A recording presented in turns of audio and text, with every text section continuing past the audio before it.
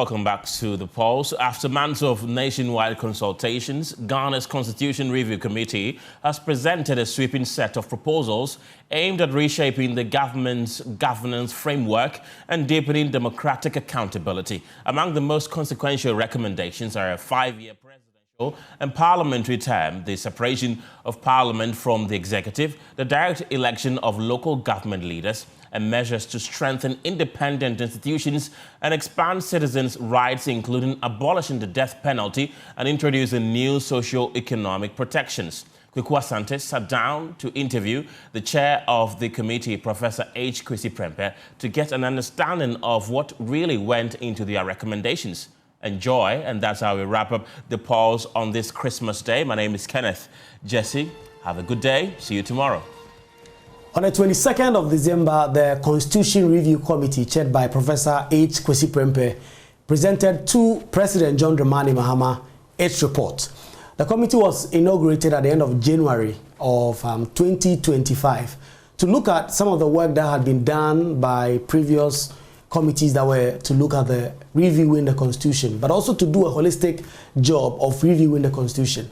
Our 1992 Constitution has not been reviewed too many times. In fact, on the top of my head, you can count very few. In fact, the 1996 amendment that dealt with the citizenship clauses of the Constitution. Since then, there's been a lot of talk about how we get to do with reviewing the Constitution and what exactly we do with it, how we go about it. People have been calling for a wholesale rewriting of the Constitution. The committee had a very difficult job to do. They presented their report. The ball is now in the court of the presidency to now issue what we call a white paper to sort of get an understanding of what the government sees the report of this committee. So we are very delighted and excited to have Professor H. Kwesi Prempeh to share with us some of the insights of this very important work that they've done. The work has taken close to a year. Yes. I think at the time the president gave you this job, it was supposed to be less than a year. Yes, substantially less. Yes. How did you go about this work? What did you do with the Professor Fiajo report, for instance, the Claraberry Cassette report, and what culminated into the report that we have just seen you presented to the president? Thank you. So, yes, we were inaugurated, I think, January 29th. Initially, the idea was that we could do this in... Actually, the first time I heard of this thing, it was like 3 months. And we said, oh no, that's not possible, right? So we then negotiated for about, I think it was 7 months. And that also turned out to be quite ambitious on both sides. They thought it was possible, we thought it was possible initially. Now, how we proceeded then, you know, our terms of reference, as you just summed up, required of us to take a look at the previous work that had been done, so that this was part of like a relay. We were the last in the last lap of the relay to look at the Fiajo reports, the Clara Cassette report, and other documents and report related to the 1992 Constitution and generally the constitutional history of Ghana and all of that. But then they also said, if they had stopped at that, we would have just done a desk review, right? But then they said to also then get the views of Ghanaians, more or less update the reports that you have. Go talk to Ghanaians to see if they still are interested in this subject this way, if they still have this idea. Yeah. And I think that made sense because in the intervening years between 2011 and now, a lot has changed. Yeah. A lot has changed demographically about Ghana, you know, a lot has changed about the youth, access to social media, a new community of citizens who are engaged differently, have different experiences and ideas. I think we've gone from, millennial to Gen Z. Yeah. A number of things have happened. And but also we have actually accumulated a number of different experiences. As of 2011, when the big report was done, we had never had even an election petition before. Yes. Shortly thereafter, we were to have the first one, and then we've had a second one. Those are experiences that shape our understanding of how certain parts of the Constitution are working. When the Fiajo report was put together, we had not experienced the death of a president in the office. We've experienced that, and how a vice president is chosen to succeed. So we then look at that provision as working. We have not experienced a hung parliament. we have since experienced it. So we've gone through certain experiences that inevitably will shape your understanding of certain provisions and also how they're working or not working. We've gone through the removal of constitutional office holders. At the time we were doing it, actually another one was pending, but we had seen the removal of Electoral Commission. So these meant that enough had taken place that you couldn't just take the Fiajo report off the shelf and say, oh, now we have the moment. Exactly. And also you have to take account of the international environment. Democracy was not backsliding the way we're seeing it now. The region had not gone through, started experiencing these turbulence. I mean, this turbulence with coups d'etat returning. So it makes you sit back and say, hey, how can we reconfigure this thing so that it responds to people's expectations about democracy and all of that? So I think that, you know, it was good that we were given a chance to go back and talk to the people. So once we began, it became clear very quickly that this would take much longer. We started with what we call the stakeholder. Of course, every citizen is a stakeholder in the constitutional review exercise, but we called the first engagements targeted stakeholder engagements. So we broke the constitution down thematically into about a dozen themes, thematic areas. And then in those thematic areas, what we would do is that we would target particular groups, particular individuals, particular experts, particular officials who work closely in that area or have worked closely in that area and call them to a round table. And then we would engage them on the issues pertaining to that particular area to gather more like an expert view, inside view of how this area of the Constitution is working or not working. Once we were done with that those thematic engagements, about 12 of them, we then also then reached out to particular interest groups, not by theme, but by basically association, interest, and other things. And we said, okay, so we know the clergy or the faith groups have a particular interest in civic affairs, this area or that area. We know the Bar Association, we know the professional groups, academia, labor unions, media, have distinctive interest in civic life. And so we will tap into those constituencies and see what they think about our Constitution. So we did a number of those, quite a number of those, including going to Kumasi to meet with the National House of Chiefs, because they also constitute a particular constituency. We met with the judiciary, the Supreme Court, the Court of Appeal, the High Court, and the lower court at the time. We met with the Council of State as a body. We engaged all of them. And then we then also had a third leg of the targeted stakeholder engagements, which we call the eminent persons engagements. These were basically the people who have run the Constitution actually since 1993 very closely.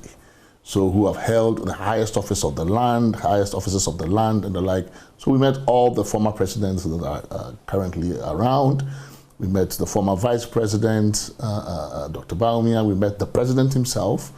We met the speaker, the past chief justice, Sofa Akufu. We met a number of people. And that gave us a sense of, okay, now we have a whole bundle of interesting ideas here, but they do not represent the views of Ghanaians. So we now then had to reach out and said, okay, so at some point then we contacted our client, which would mean the government, and said, look, you have an idea of a conference, but we're proposing to do it this way. I think the way you talk about it is as if people are going to gather in Accra and have a single meeting, and we're thinking, no. We want to break the country up into zones and then go out there, rather meet the people in their communities and engage them. And they said, that satisfies the conference idea. So if that's your formulation of it, makes sense. So then we rolled out a series of travels across the country. We went to 10 regions. Accidentally, after when we started, we wanted to do it by zone. After we had done the zones, it turned out there were 10 zones, coincided with the 10, I mean, it's difficult, people may not believe it, but it ended up as just the 10 old regions. Yeah. But it's also, you know, how much our budget could actually take. So we settled with that. And when we were done, we came back to Accra. Then there were some mop-up engagements, meeting with the minority in parliament, majority in parliament, you know, some meetings that we were seeking to have that we had skipped in the first round. The TUC, SIGA, a number of interest groups. So by the time we were done with this, we were already really almost like in October. Yeah. You know, so it took quite a bit of time. In fact, we even ran ahead of the schedule because the government had just come in. Parliament had not approved budgets when we were formed. So by the time, you know, appropriations and everything, if we were to wait for that, it would have been even much later. So we started, you know, we were able to do a bit of fundraising. We got some help from the Swiss Embassy and others, FCDO, and then we started our engagements in Accra way ahead of the receipt of funds to do the travels and other things. So it turned out, and every time we let the government know that the times have slipped. It's not possible to do this in 3 or even 7 months. So we gave them notice that it would go on a bit, and I think they were gracious enough to say, fine, that's fine. So I think the process unfolded quite well. What we had told ourselves at our first meeting was that we would develop what we call guiding principles. Our terms of reference was really quite open-ended. Just give us actionable recommendations that would move our democracy forward. But we were not giving you. Sometimes you are given certain things that should guide you. You can't do this. You can't do that. You know, there were certain boundaries. We were giving no boundaries. We set out to give ourselves boundaries, and we had a set of guiding principles we would follow. That we would not make recommendations that would make any problem worse. Yeah. So once we found a problem, ours was to find something that would make it better. We were not trying to compound any problem.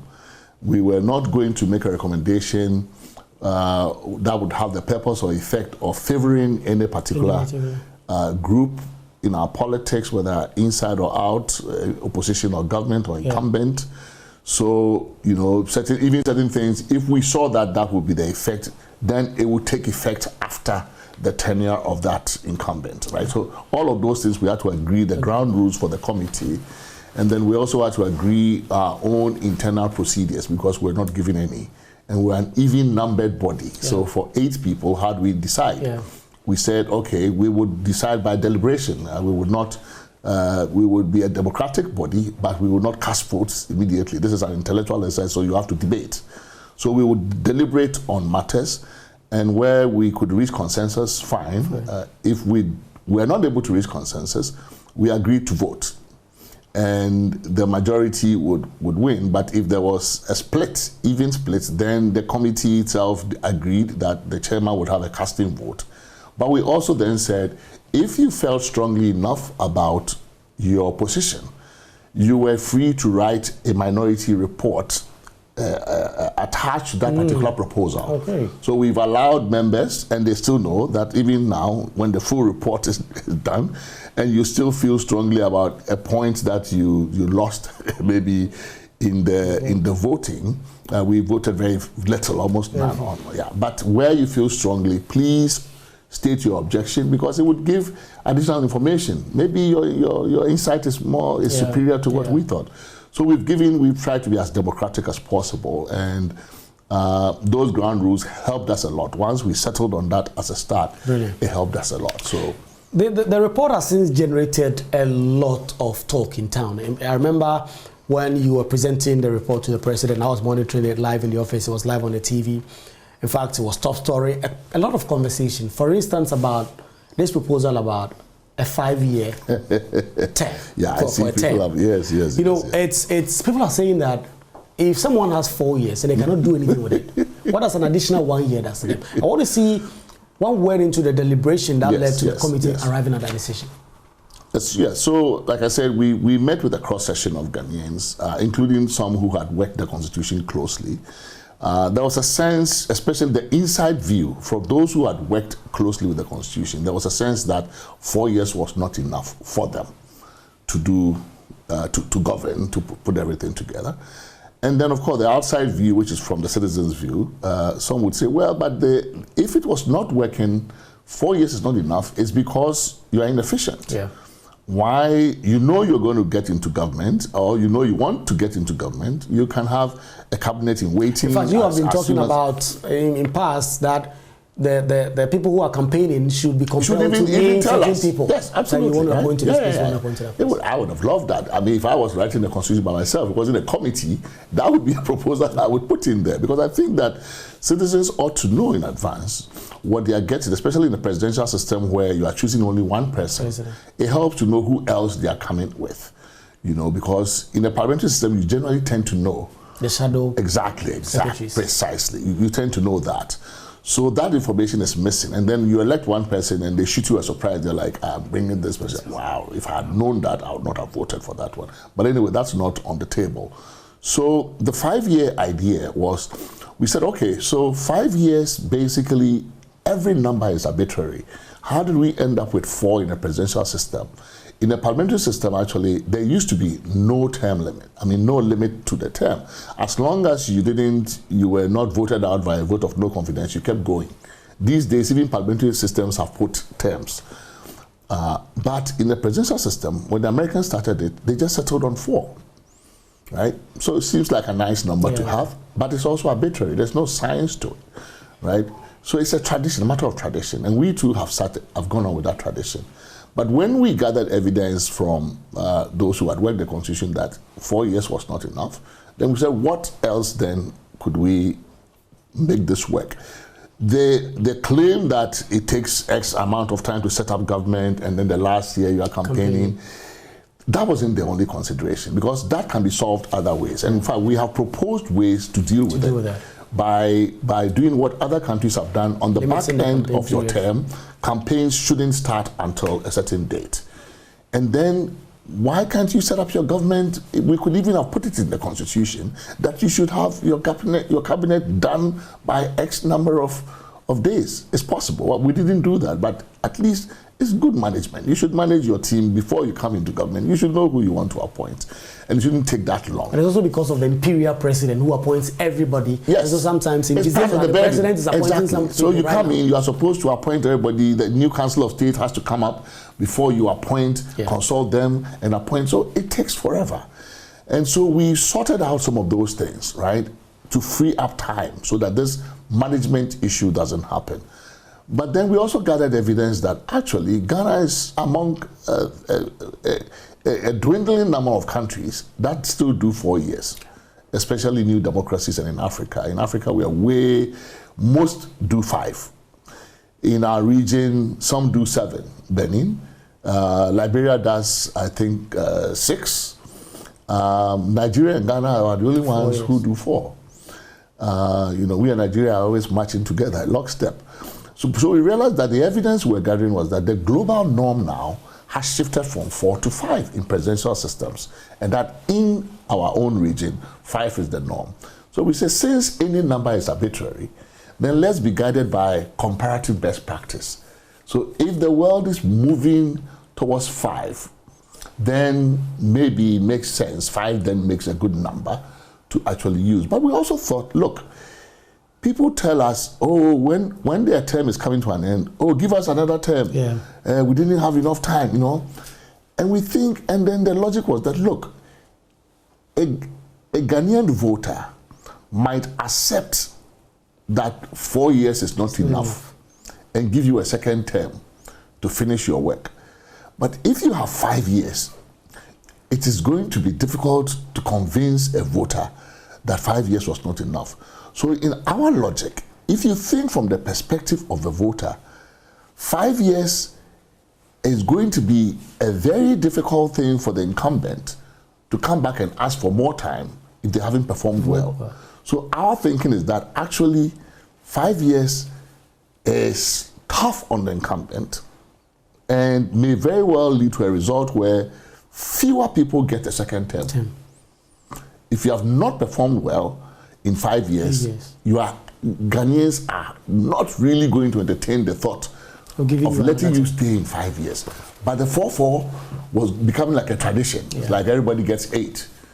But this time, we may be getting more presidents getting 5. So it's not like you just multiply 5 by 2 and say, hey, 10 years there is too much. No, the 10 is going to be difficult to get. Yeah. I mean, you said something at the start that when you some of your considerations were that even certain things were going to favor people, then it will take effect the next time. Sure. One of the questions people have been asking is this 5 years. I mean, depending if government accept that it is white paper and then start the process to amend the constitution, to put that in the constitution, will that apply to John Dramani Mahama? It's not possible. He was elected under a constitution that gives him only 4 years. He cannot change his term midstream. It's not possible.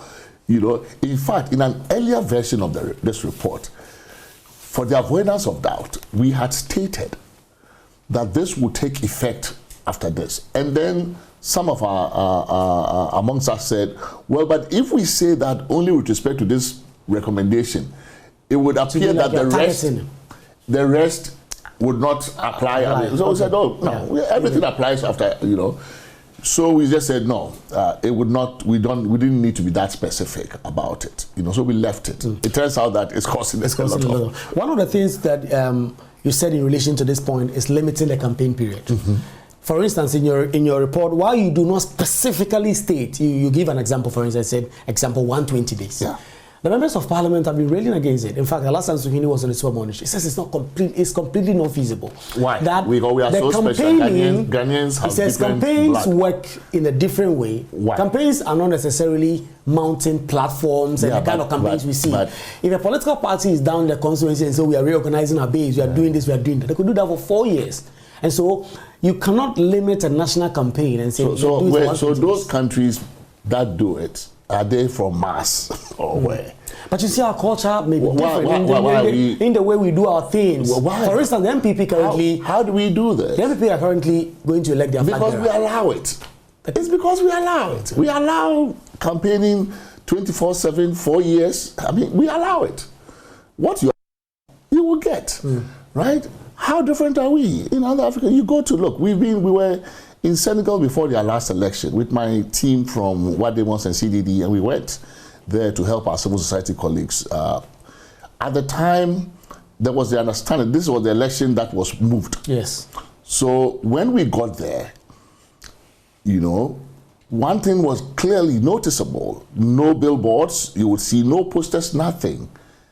And my people were like, why isn't elections coming about in a month or so? The election season had not opened. So you couldn't mount billboards. You could do, as a party, you could always do your things, in-house things to prepare for an election. But outdoor events like rallies, putting posters, doing all those things, jingles and those things, those can be easily regulated. Yeah. Right? So if we say that the season, it doesn't mean that we are handicapping, we're saying that you cannot be doing your things as a party to get yourself organized. And we have to, you know, we shouldn't really, I think the pushback against an idea should also look at it as we are part of a global community. Yeah. This, you know, you say an idea, it won't work. But then how is it working in Sierra Leone? How is it working that the mayor of Sierra Leone, for example, of Freetown, is elected on a party ticket, and she's from one party and the president from another party. They are coexisting. It's working. In Ghana, you said, oh, but it's not going to work. If MPP and NDC, you think that we are like from a different planet, right? So this insularity sometimes causes us to just, you know, box ourselves into a situation as if we are captured by the status quo and we can't free ourselves from it. So it is not true that you cannot have, you know, an election calendar that says campaigning cannot go on until a certain date. It happens in many countries, actually. I think one of the astounding things outstanding, I should say, in this your report that this committee gave to the president has to do with the establishment of the independent anti-corruption commission. A lot of people say the idea is nice. Vitus Azim and everybody say you take the powers a little bit from the strategies, corruption powers, you give it to this commission. The AG's one, you take it away, and you take, perhaps you merge it with the OSP and you do that. So some have said that Is it not that we are romanticizing the idea? Why is it that the Attorney General, under the current dispensation, cannot go after people who are corrupt? You give it to another body who will be selected in a certain way, a very robust way that you propose. But still, there are those who say that if you want to fight corruption head on, you have the current institutions. You just have to empower those institutions and leave them to do it. And now we are just setting up institutions. No, it's obvious that if it was going to work, it would have worked. Why hasn't it worked? We've had career attorneys general before. Our current attorney general setup is not a career attorney general setup. It is a politician attorney general setup. And we are human beings. Constitutions are made for human beings, right? So you must also understand, it's a background assumption you have to make, is that this is going to be run by a human being. He is a politician. He, in fact, in this case, he even contested. Member of Parliament. He's a member of Parliament too. So he's a real politician, right? Active politician. He's an elected politician. He's a member of a party, a member of a government, and you've given him power to fight corruption. Corruption doesn't have a party label. Yeah. Corruption is corruption. How is it any surprise that we have had so few corruption cases against incumbents? Right? But some have said that the way to deal with that is NDC will come, they will prosecute the MPP. The MPP will come, they will also prosecute. At the end of the day, we are prosecuting the corrupt. Yeah, but evidence is, I mean, you have 4 years or 5 years. You come during your term, you don't prosecute any of your people, and you expect that by the time that the other side comes, then they will start prosecuting you. But what if they don't come? Yes. There is nothing saying that the other side will always come. You can actually also stay on for much longer. And I think that we have to get to a point where we accept certain realities that, look, even the perception, the people don't even trust the credibility of the process. If you came and said, look, I'm going after this target, genuinely because evidence is leading me this way, Ghanaians will doubt you because, oh, you are going after this person because you are NDC and he's MPP. And no matter what you do, you cannot persuade people that that is what is happening.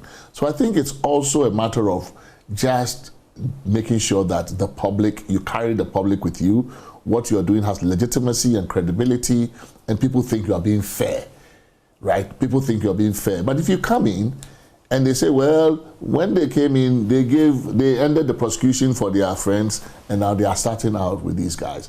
If you keep doing that, you are destroying trust in the institution. So it's really partly a matter of trust. It's partly a matter of trust. When people think that the institution is not being used in a way that is fair, they don't trust the outcomes, you know. And then even if you do that, the other side will come and pardon another person, can come and pardon them because, oh, you just targeted my people, so I pardon them. What would we do? So I think we've gotten to a point where, look, certain things are not working. Let's agree that they are not working. This model is not new to Ghana. There are countries that have independent anti-corruption agencies where the Attorney General does no prosecution.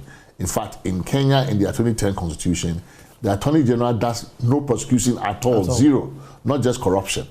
They have had a similar experience from a same common law tradition. They've come to the conclusion that, look, this Attorney General doing prosecution matter is not working. So let us just accept the evidence we've gathered that in our system, when you give prosecutorial power to a politician Attorney General, this is how it works. In other places, the only other place I know where it has worked before is the US. The US Attorney General is also picked by the president, is a member of their cabinet, but they've had a convention, long-standing convention around that power. So the Attorney General himself or herself doesn't prosecute. They hire career prosecutors from the Department of Justice who do the prosecution. And there's a lot of evidence that they've gone after Democratic senators, they've gone after their own. When Biden was president, the son was being prosecuted. So different countries, they've been able to build a certain culture and, you know, institutional, certain conventions around that power, right? So I'm not saying it's entirely impossible, but we were supposed to do things that fit the Ghanaian condition. Yeah, the president called them radical but necessary. Some of the proposals. He never named the things he thought were radical. Radical, so you wouldn't know which one. Yeah, we don't know which I mean, one of the things also that is very important is whittling down the imperial president, and in the way he appoints so many people. So that in Kenya, for instance, recently, not so long ago, I was watching, they was trying to find a new chief justice. And they were vetting nominees in public. Everybody, you apply, everybody sees the performance. Yeah. And so, if you look at some of the proposals we are getting at, then you are going to get close to something like that. How important is this one? Because I mean, for a lot of people, that will bring a lot of meritocracy, but also ensure that the people that are very much qualified are getting into that. But one will also say that the politicians are going to fight back because the patronage is what oils the political system. Yeah, I mean, it's true. I mean, but are you going to spend all of your life as a politician? Are you going to be in parliament forever? Are you going to be in government forever?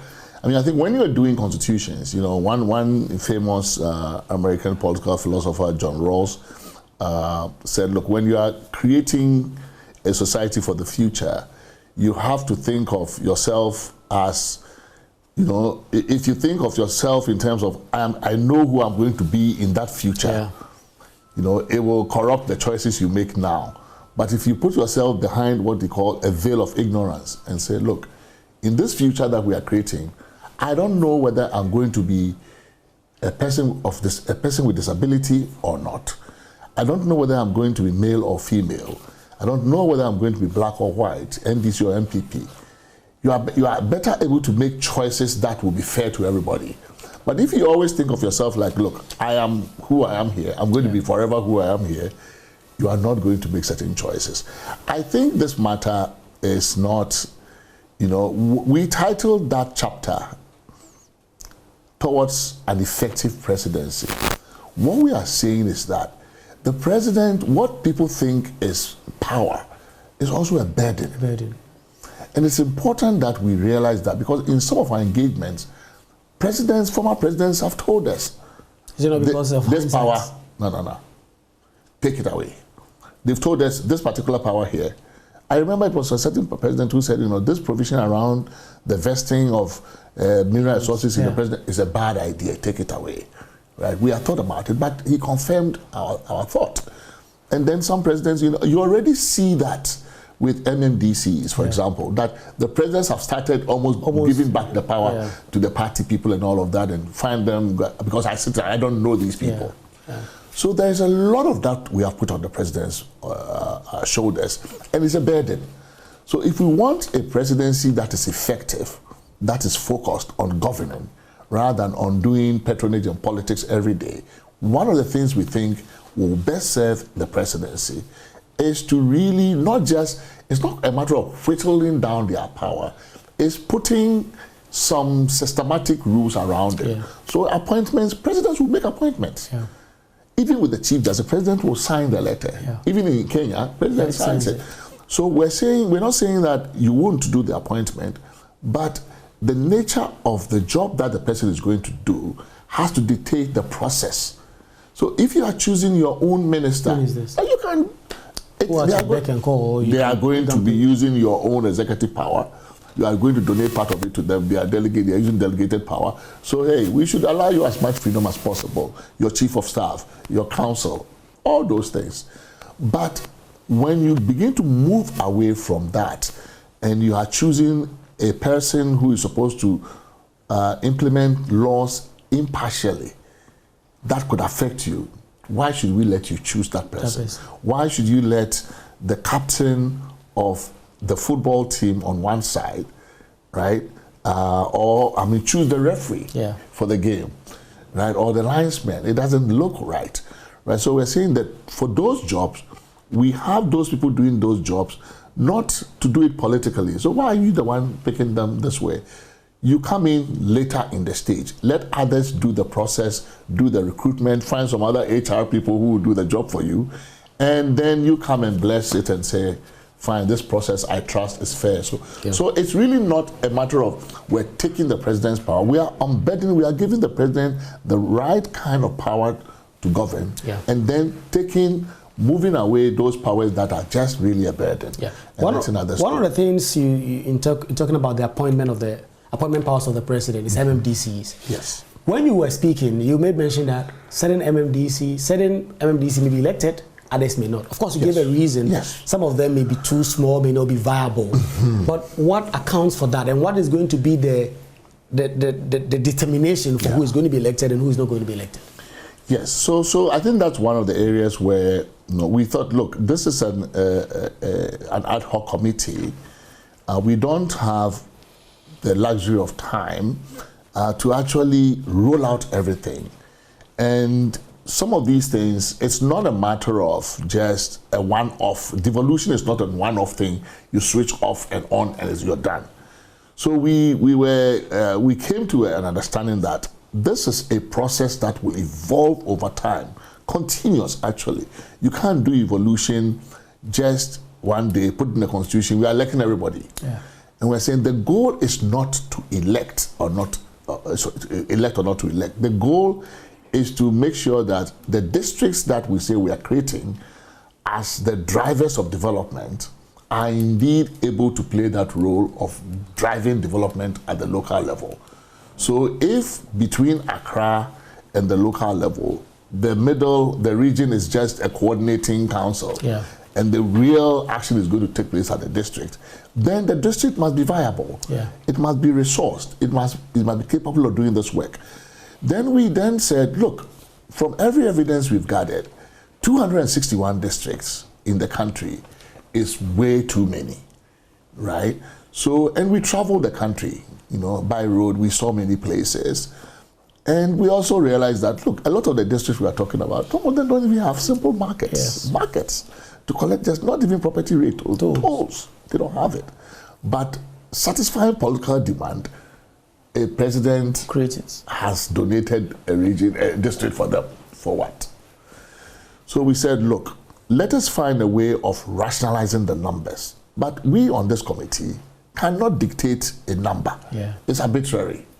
How are you going to say from 261, let's get to 100? On what basis? So we say, fine, set up a devolution commission that will painstakingly put into place systems, some methodology, criteria, and a plan, an action plan over time. So what we then say that we're saying to that commission is that, look, we have this idea that even when it comes to election, we keep all the districts we still have, 261. Yeah. But should we have 261 elections at a goal? You can classify districts according to those that can immediately vote, have the capacity to vote immediately, and those that have a future capacity. And so we say some voting districts, some currently non-voting districts. And then for the voting district, the criteria would be you meet a certain population threshold, you have a certain capacity to raise taxes, because we are also saying that once you elect, you start paying, you pay your mayor, pay your assembly staff from your own revenues. So those kinds of things, I think, instead of us as a committee saying we are going to make that decision, we said set up a technical commission that has the competence and the capacity to look into these very, very difficult issues. Because once you say somebody can vote, you cannot reverse that decision. It's very irreversible. Even creating districts, reversing this is difficult. Imagine telling a district you can elect your mayor, and then next time you say, well, we've looked at the thing, it's not working, so you can't. Yeah. It's a politically tough decision. So we're saying, take the politics out of it, set up an independent commission with the right technical capacity, let them look at how this is done in those places that have done devolution in that way. And it's done in some places like that. Right. I mean, so London elects its mayor, but some other cities in UK don't elect their mayor and don't elect it in the same way. There are 3 different modalities that commission has put out. You can do it this way, you can get here that way. I think that we have to, appreciate that this is a very complex issue. So what our committee has tried to do is that we're not looking for binary solutions, either or. Yeah. We're not looking for that. We're not looking for black or white. There are many shades of gray. And we are saying we appreciate the nuance in this thing. And so let us be honest with ourselves and say, we as this committee cannot make certain decisions right now. Let's defer them, give them to a commission that is properly capacitated, and then they, based on certain principles we've laid out, they can then roll out this thing. So it's systematic and orderly and almost based on some science. We're speaking to Professor H. Kwesi Prempeh, the chair of the Constitution Review Committee. Prof, just about 10 minutes to go. I want you to touch on a few things for me. For instance, limiting the age of qualification to be a president to 30 years. The kind of changes you want to make to the Council of State. Whittling the Supreme Court jurisdiction, the appeal jurisdiction. You say that certain things should be by leave, say like the US will say set denied by certiorari.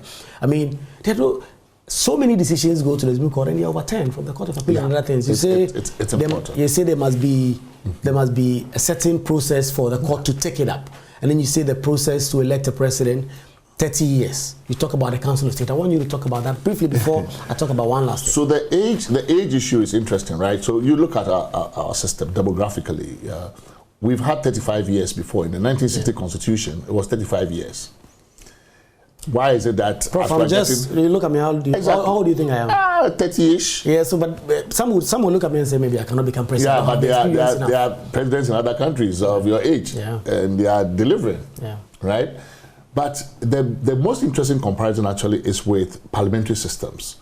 So in parliamentary systems... Anybody that can become a parliamentarian can become the prime minister. Exactly. And in 1969, when we had the 69 Constitution, the age was 21. So President Kufuor was Deputy Foreign Minister at 20-something, right? But Buzia was above that age, but all he needed to be at that time was 21. So we've had systems where effective executive power has been exercised by people who only had to be 21. They were more than that in those years, but they only had to be 21. And it's not, all we're saying is that if you have a population that is largely youthful. You have to at least, even if it's symbolic, you have to signal that they are important, right? It doesn't mean that we are going to elect a 30-year-old. It depends. If the party finds that this is the person we want to elect, if an independent candidate pops up at 30 who has accomplished and Ghanaians have trusted that person, why not? Why not? But it takes at least, there's a filter, there's an election filter. The citizens will make that decision. Now to the Council of State. I mean, there were calls to make the Council of State a second chamber in Parliament. You didn't go by that, but you offer some very change in the way the Council of State. Why not do away with it in the first place? Well, we run a very polarized politics, right? Every now and then you need some institution in the middle, right? But also I think that we have, it's part of our constitutional innovation, right? We brought it in because we thought it was a borrowing from our traditional system. And it would be sad that the only thing we're going to throw away is the one institution that we think looks authentically Ghanaian. So fix it. Fix it. There's a problem with the Council of State. So we gathered evidence. What don't you like about the Council of State? They said, one, it's not sufficiently independent. It's bringing the same people from the same party. It's not diverse enough politically, or, class, in terms of class and all of that. It's binding. What they do, we don't know. So we took all on board. Opacity. We bring more transparency into what they do. The composition, we have changed it so that the president's men and women don't dominate it. We have diversified the membership so that ideas are coming from different places. Now the advice is binding. The national, yes, and for some of the jobs they do, especially in the recruitment area, the advice is binding, right? And where the advice is not binding, then fine, that's one. But even though we didn't accept the second chamber idea, we said, look, certain agreements and certain bills must go to them for a second look. Not so they can veto, but let them have a chance for you to reconsider. So international agreements about natural resources, deals like that, the lithium agreement, those kinds of things, send it to them. Let them take a second look. Because we know our politics, the two-party system tends to drive even, brilliant minds from coming in. Exactly. So if you have the Academy of Arts and Sciences putting somebody there, if you have the Trades Union, Ghana Association of Industries, Chamber of Commerce, if they put these people there, the National Chief Farmer is there, then we think that they can bring some reflection, some balance to these things. Yeah. And, so that's the idea why we said we shouldn't throw the baby away with the bathwater. There is indeed a legitimate grievance around the Council of State, but we were looking for solutions, not just to abolish institutions. So I think that what we are offering is a way to restore it to its original idea, that this is something that can work. And then we can then showcase it and say, like in Ghana, we have picked some idea from our traditional Council of Elders and it's working in our constitutional system. Okay. And then you said about the court system. The Supreme Court. Yes. I mean, no, you made a very important point about cases getting overturned. Yeah. And in fact, this is where statistics is important, right? I would actually hope that we would get to a point where we have data to show the rate of overturns between Court of Appeal and Supreme Court. That's an important statistic we must have before we make a full move on that one. Because if the statistics show that a lot of cases are 90% of the cases are overturned, then we are in trouble. Yeah. If, on the other hand, they show that 90% are affirmed, then that layer is just delaying. Yeah. So, in fact, absolutely, I hope that the courts have the records and that at the appropriate stage in the process, we can look at those records and say, look, the rate of overturn is so high that that layer is still necessary, right? So it's not one of those decisions I think that we should make easily. But the idea was that cases were backing up. Too many cases are aging in the system, justice delayed, justice denied. It's not fair to the litigants for cases to be there for 10 years, 20 years. What is slowing down the process? Brilliant. And they say, well, jurisdiction is one of them. Everything goes up to the Supreme Court, and so and so. So it's okay. Then let's put in some of these reforms to make sure that we can at least control the volume of the load that's going there. So you can. So these are things that we came to these decisions from real engagement with the judge. As I mentioned, we met the Supreme Court, the Court of Appeal, the High Court, the District Courts, the Circuit Courts. And they all, we had a dialogue with them around these issues. Prof, the most important question now is what happens next. I mean, Professor Fiajo's report is there, the CRFC's report is there, and now your report is also there. Where do we go from here? Because I heard the president say right after the Christmas break, some of you may be called upon to try and join an implementation committee. If you look at the Constitution itself, amending entrenched provisions is difficult. For unentrenched provisions to third majority, the NDC can only have it in Parliament. If they are so minded, they can get it. If the white paper comes out.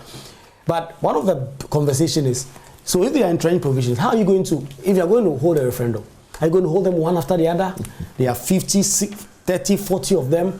What are you going to do with that? And is it possible, this could take decades if there's no commitment towards it? Do you have some ideas on that? We do. In fact, you should check chapter 9. Yes. Carefully. So far, I haven't seen it in the debate. Yes. But that's really where because I see the point where you make, for instance, about reducing the entrenched provisions in the precisely. So basically, why did we entrench? Yeah. You entrench what we call the sacred cows, right? The things that are really important that you don't want any regime, to play with it. So why entrench the whole chapter 7, for example? Why entrench the whole of the executive chapter? Why? Yeah. What is there? In our view, the most important thing there is term limits. Yeah. That is what Ghanaians don't want anybody to come and change there.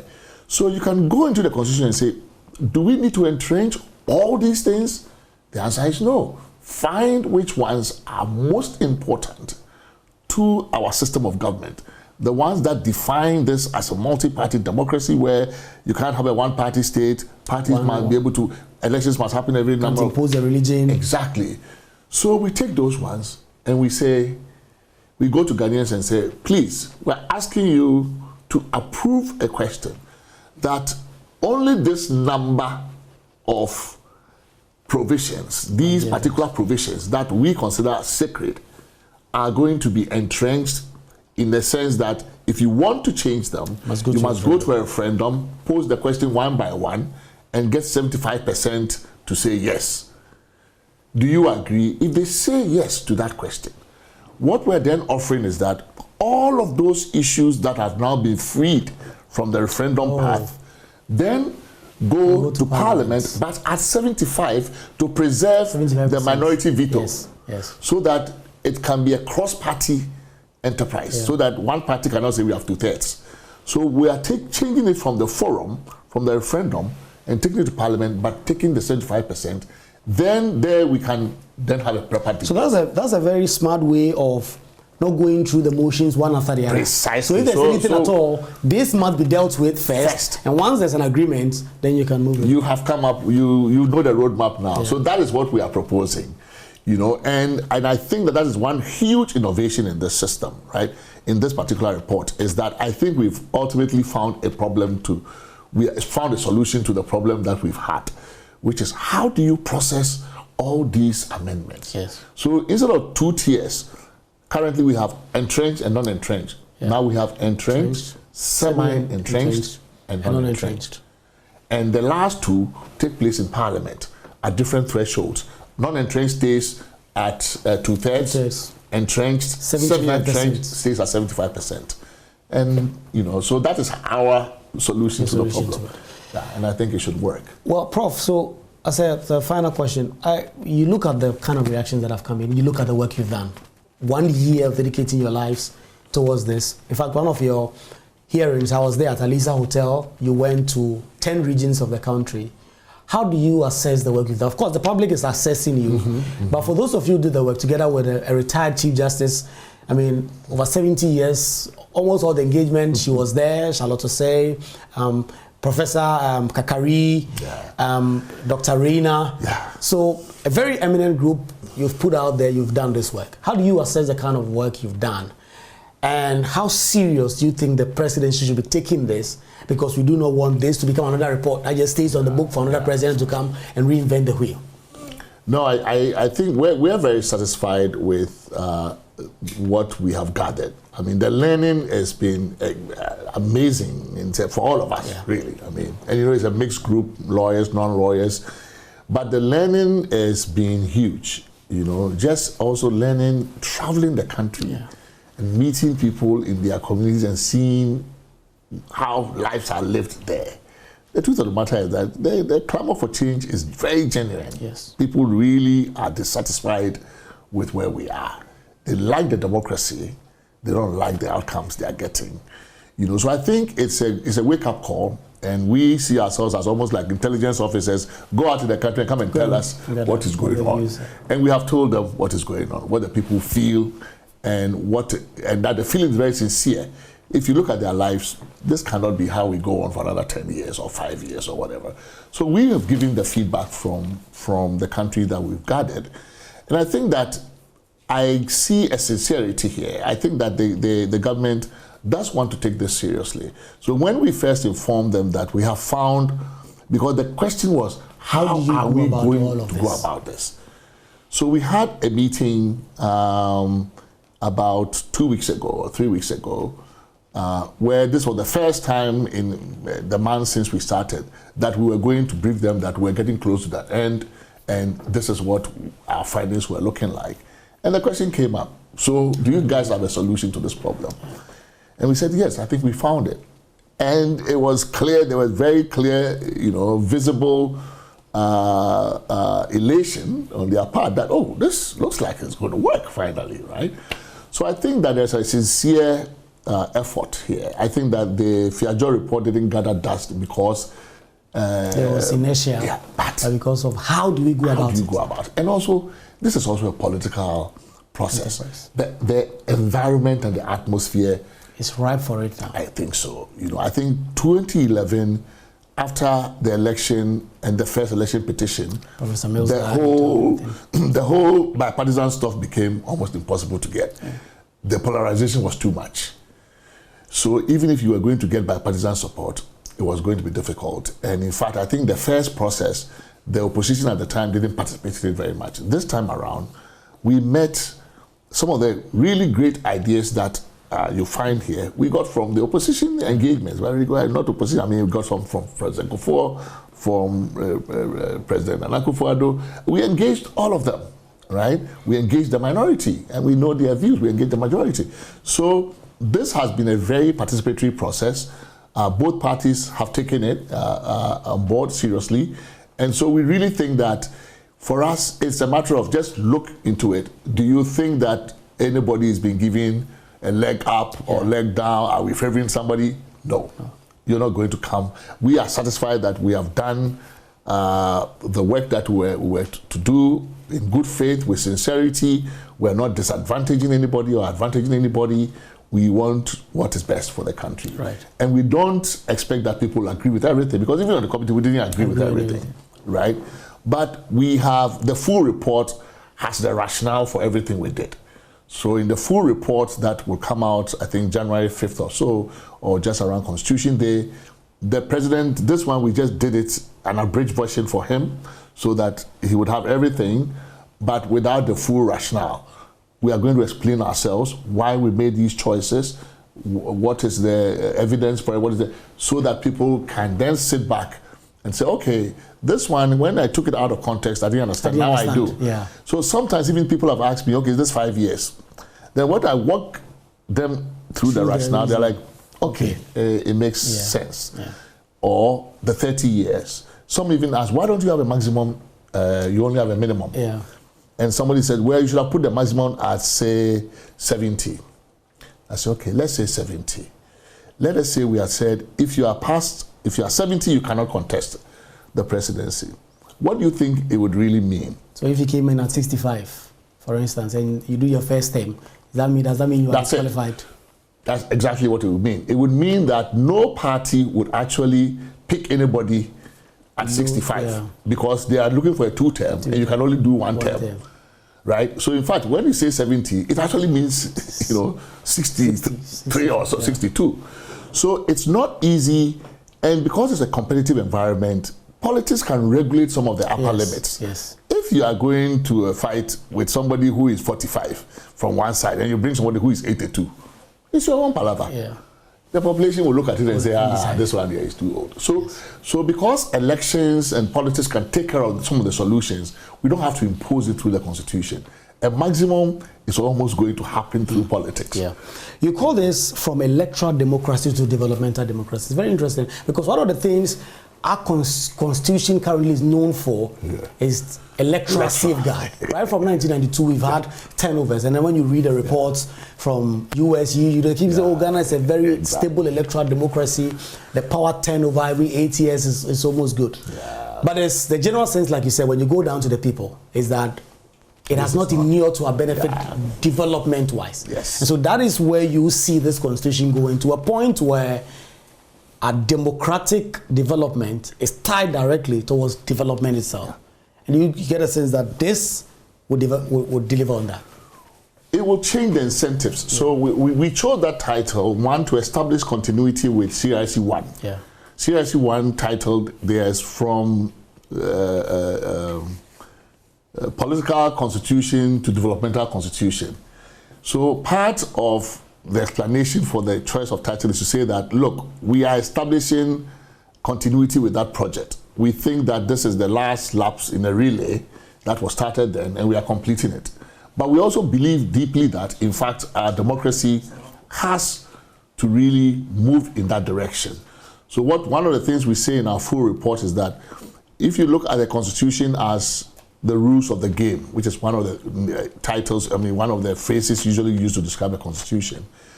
It's in two parts. We have one called the rules of entry and exit.